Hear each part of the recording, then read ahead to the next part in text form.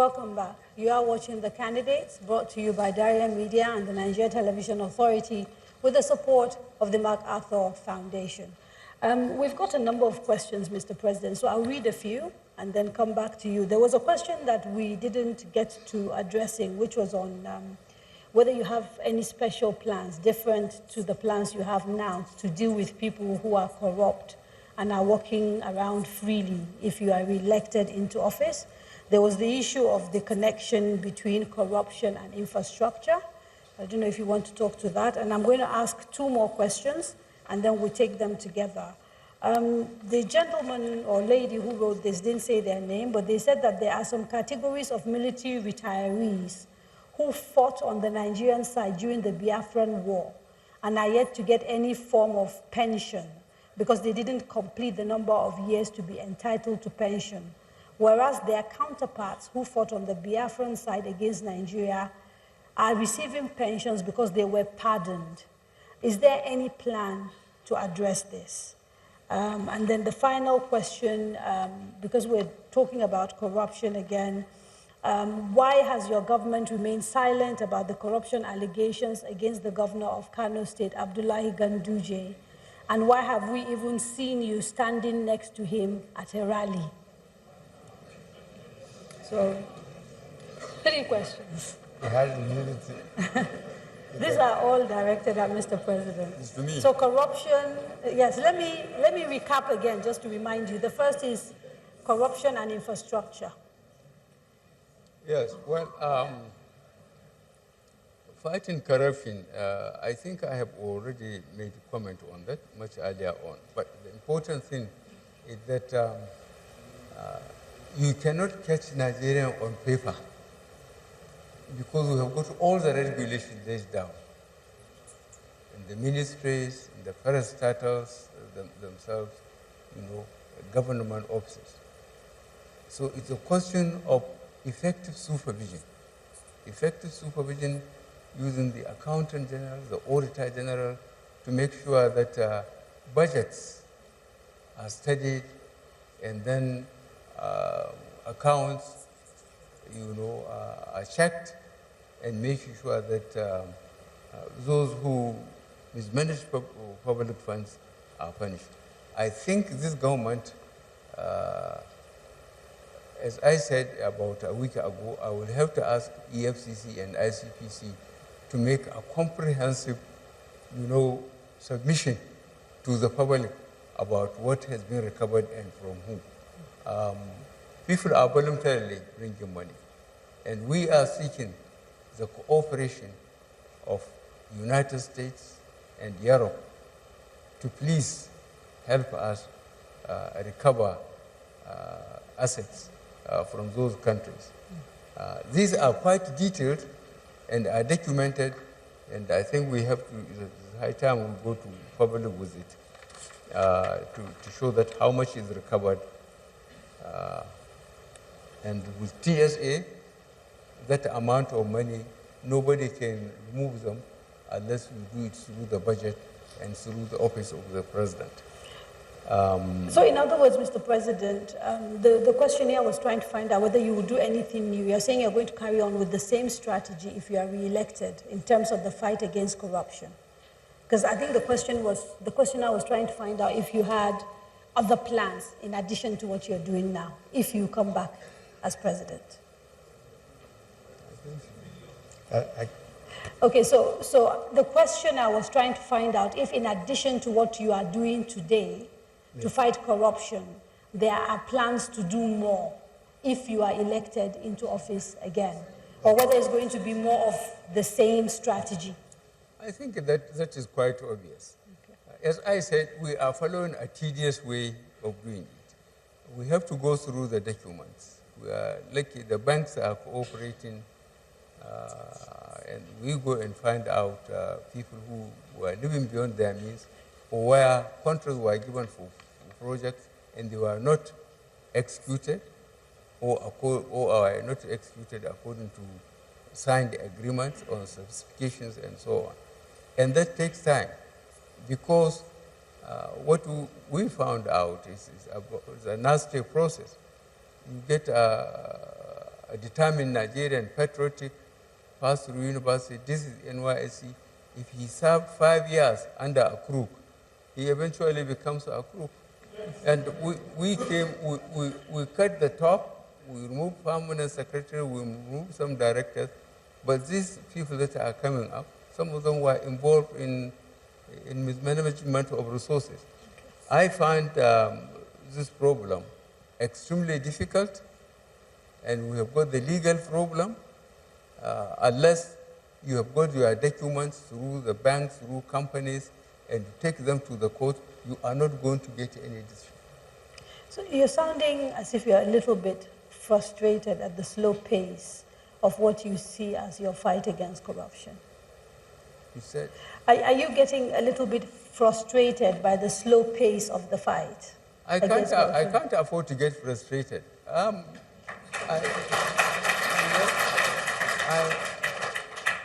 I keep on telling the law enforcement agencies, and the administrators in the ministries, it's their own responsibility, to document mismanagement, and if it has to come to presidency, let him do it. I can't ask, to be elected, on security, economy, and fighting corruption. And then I get frustrated because some people are not cooperating. I cannot afford. So there was the second question about Governor Abdullahi Ganduje of Kano and why we have not heard you make any comment on this matter. And people are surprised they saw you on a podium with him, raising his hand and campaigning with him. No, that's not true. No, I will defend myself on that. I haven't gone to Kano yet. Right. I have just gone to Kogi today, in my venue. That clip, somebody brought it me, how the governor of Kano State was receiving dollars and smiling and putting it in his pocket. I don't know the extent of technology used, and I can't understand it. Now, because the State Assembly has taken it, they have gone to court, I decided, not to talk about it. And the State Assembly, constitutionally, they could have dealt with that.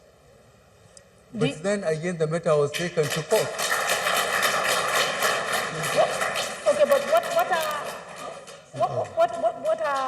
what are your thoughts about that video? Do you have any personal thoughts? Do you believe that video is fake, or do you believe it is legitimate? You can't say. No. He can talk for He himself. doesn't know. He doesn't As know. I told you, I have seen the clip. I don't know how much technology was used, but can Ganduje fail to trust somebody to get the money to him? He has to take it directly himself, smiling. I honestly am completely overwhelmed, and the system has given me some relief. It is in the court, it is in the State Assembly, so let them as much as possible deal with it. But Kano, this thing has received a lot of publicity, and I hope by the time I go on my campaign for re-election, there will be some answers from the courts or the State Assembly in Kano State about the performance of our The final question, Mr. President, that I read earlier is to do with the military retirees. Can we please have some silence? Sorry, apologies. Yeah.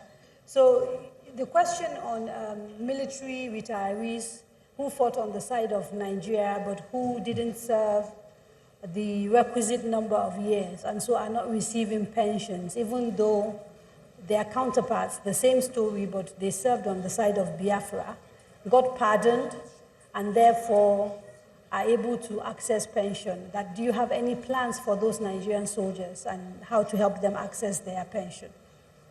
Well, we are extremely concerned about the morale of not only soldiers, but retired people. I think if you are following up about 3 weeks ago, 2 to 3 weeks ago, what we did with the Nigerian Airways workers, we paid them, and I know the military, they are conducting checks through military hospitals and record offices about people who are retired. And I think payments are being made, even to the families of the deceased. There has been so much fraud, from records, to physical, even wounded soldiers, those who were incapacitated. And this government is going back to the records, checking with the hospitals, checking with units and the record officers about soldiers. And I believe of recent, what we have done with the airways workers and so on, we are doing it in the military. It was a continuous exercise. And I believe the military are having confidence that now they are being looked after, especially the ones that were injured and they became disabled. We are revisiting all that. Okay, so since we're talking about disability, there was a question asked about a bill that was transmitted to you, the disability bill, which you have not signed. About? The disability bill that was transmitted to you by the National Assembly and which you haven't signed. Do you want to respond to that? It was asked by a gentleman. Yeah. Injured and rehabilitation. No, the disability bill. The one sent to the National Assembly. Yes. But disability bill. It's been sent to the president. I think we sent to the National Assembly. They returned it to you. I'm not aware of that. It's been returned. No. Even as of Wednesday, there was a demonstration in front of the National Assembly where they were saying that they were giving the National Assembly 7 days to transmit the bill to us, to the presidency. I'm not aware of that. Okay. We're not aware. Yeah, let me quickly ask you a few questions on the economy because we are running out of time and we have to round up very, very quickly. You are the chair, of course, of the National Council on the Economy. I can't hear you well. You are the chair of the National Council on the Economy. So I want to direct this particular question to you, and it's been coming in through various means as well. When you came into government in 2015, you essentially came into office and there was an economy that was growing. Not long after that, we entered negative growth and then recession. How do you explain inheriting a robust economy and then going into a recession? Well, I think it's a very good question. But let me tell you, first of all, that as of 2013, the Minister of Finance, Ngozi Okonjo-Iweala, the then Minister of Finance, had already indicated clearly that the country was going into a recession. As of 2014, we were already going into about 3% growth, 4% as of 2015. As of the time when we took over office, it was very clear the direction that the economy of the country was going. At that time, we had external reserves of about $28 billion, when we were at the time earning between $100 and $114 a barrel. If you look at the figures, if you look at the growth figures were actually declining as of 2014, 2015. So it wasn't a question of the growth figures going up as of 2015 when we took over office. As a matter of fact, it was in decline. Now, what worsened the situation is that you would have expected that in the periods of prosperity, the 4 years preceding, when we earned $383 billion, that there will be some savings.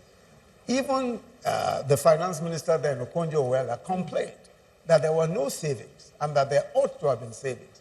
And there are several other people who have admitted that they ought to have put some money aside. When we came into office, oil was at $28 a barrel, down from an up of 100 to 114. And then we were losing production in the Niger Delta. we're losing up to 1 million barrels a day. So we were in a situation where the economy was already on a downward slide, no savings whatsoever. We were losing on production.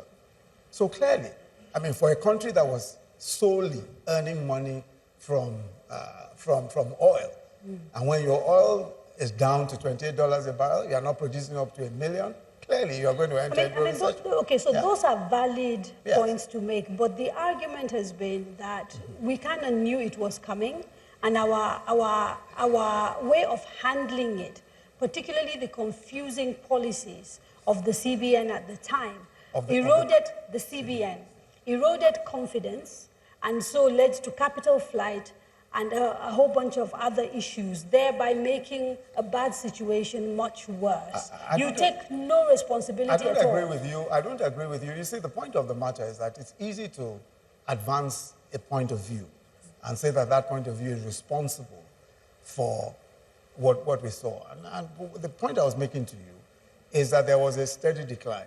Obviously, if the CBN took the view, for example, that at $28 billion in our external reserves, we have to rationalize foreign exchange in order to ensure that only those things that we needed could be imported. That's the point of view that they took. I think that whichever way you chose to slice it, we probably would have ended up in much the same place. What we did in order to be able to improve our circumstances was first to say, for agriculture, we decided that, look, from importing $5 million of rice every single day, we want to be self-sufficient in rice. So today, we're practically self-sufficient in rice. We're importing only 2% of what we used to import as of 2014. So, and we've saved so far $24 billion. Sorry, just give me a second. Just give me a second. Okay. Compared to 2014, when we were earning $100 to $114 a barrel on oil, with 28 billion in foreign reserve, we have foreign reserve today in excess of 40 billion, earning 60% less. So I think we deserve, I think to a certain extent, we deserve, some bit of accolades for that. Just two quick questions. Are you at all concerned that over 20% of our budget, something like, I think, 2 million, just goes on interest to pay loans? Because that has been something that people has looked at as an indicator of the fact that our economy is a little bit less than healthy. That's number one. Then number two, on the issue of rice. On the issue of rice. There is some suggestion that there's a lot of smuggling of rice through our porous borders, and that's why the official numbers have actually gone down, but that we're actually still bringing in rice. It's just not coming through official channels. Okay. All right. Yes, sir. Let me take the first question on debt. Yes. With debt, the question that you need to ask is, what are you borrowing for? Every country in the world that wants to make serious development, that wants to undergo some serious development, borrows money. We, at the moment, our debt to GDP is one of the lowest in the world. It's about 20%. And if you look at comparator countries, Ethiopia is in excess of 50%. Ghana, that people cite, is in excess of 60%. Several countries of the world, 70 and above, we are still very low debt to GDP. Now the point of the matter, the DMO, yes, for example, the recommendations that they've made about sort of the percentages we are already way over those recommendations. Is that not a problem? No. Let me tell you, let me explain so that you'll understand this better. Now, what you put aside to service your debt, right? The question you need to ask is, what are you spending on? What we are spending on is infrastructure. So that in itself is meant to generate revenue, is meant to do well for the economy. So we're building the Lagos-Kano Rail. Our counterpart funding, we put on the table, our whole counterpart funding. We've done Alajawari, we completed Abuja, Kaduna, we completed the light rail within Abuja here. Lagos-Ibadan Expressway, we're doing it. Second Niger Bridge. These are borrowings that we took and we ensured that they were for infrastructure. And for the first time in about 10 years, we're spending almost 30% of our revenues on capital, on infrastructure. So clearly, if you talk about borrowing, you know, people talk about borrowing as if, oh, it's an individual that's borrowing. A government, a country, borrows and uses, what a country does is that you need to use your GDP. You need to consider what your GDP is. The problem that we sometimes have is what is called revenue, debt to revenue. In other words, we are not making enough money from revenues. In other words, from taxes, we are not getting enough money. It is higher than ever before, as you've seen from the figures. From oil, we should be earning more. From other sources, we should be earning more.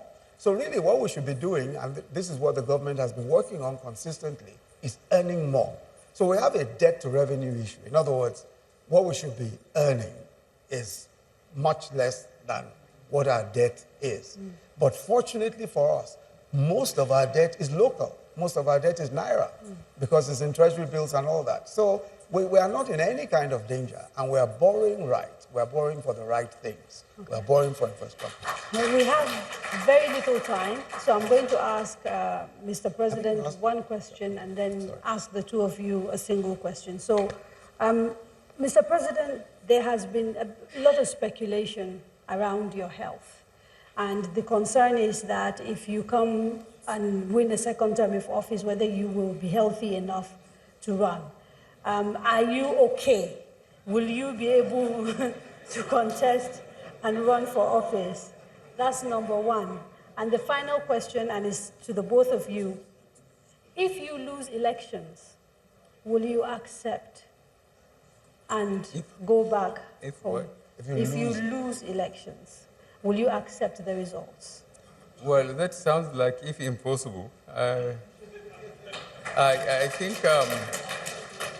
we have made our case, and I hope you will have time to watch my visits to Bauchi, to Kogi, and try and watch the other visits to the states, and then see whether I'm fit or not. The way I go around the stadium and respond to the cheers of voters and explain our position and explain them where we found the country when we came 2015, where we are now, what we were able to do in between with the resources available to us. And I'm very, very satisfied with the reaction from the real voters.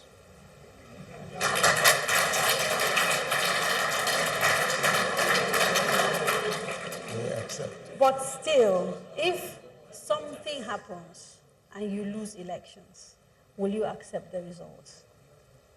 That wouldn't be the first time I lose the election. Don't forget, I tried 2003, and I was in court for 30 months. 2007, I was in court for 18 months. 2011, I was in court for 8 months. And I went up to Supreme Court. The third time, I say God day. And the fourth time, God and technology came in. The PVC and card readers, you know, the opposition took it for granted. Before, what they used to do, sit down, look at constituencies or states, allot marks or allot seats in constituencies, and they say anybody who disagrees should go to court. Now, most of my voters are looking for the next meal. Why do they get money to go to court? So they say God day, and eventually God day.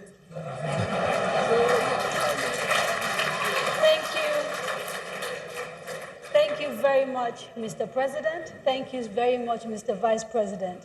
Sadly, we have run out of time, and we have to leave it here. I'd like to thank Mr. President again and Mr. Vice President for making themselves available for this program. The next edition of the candidates will take place, God willing, in exactly 7 days, from 7 to 9 p.m. It will be a live show once more, and we'll be talking to the presidential and vice presidential candidates of the African Action Congress, Mr. Omoyele Sowore and Mr. Ahmed Rufai. Please join us. Until then, On behalf of the team at Darien Media, the Nigeria Television Authority, the MacArthur Foundation, and all of our other partners, we thank you for watching. Have a very good evening.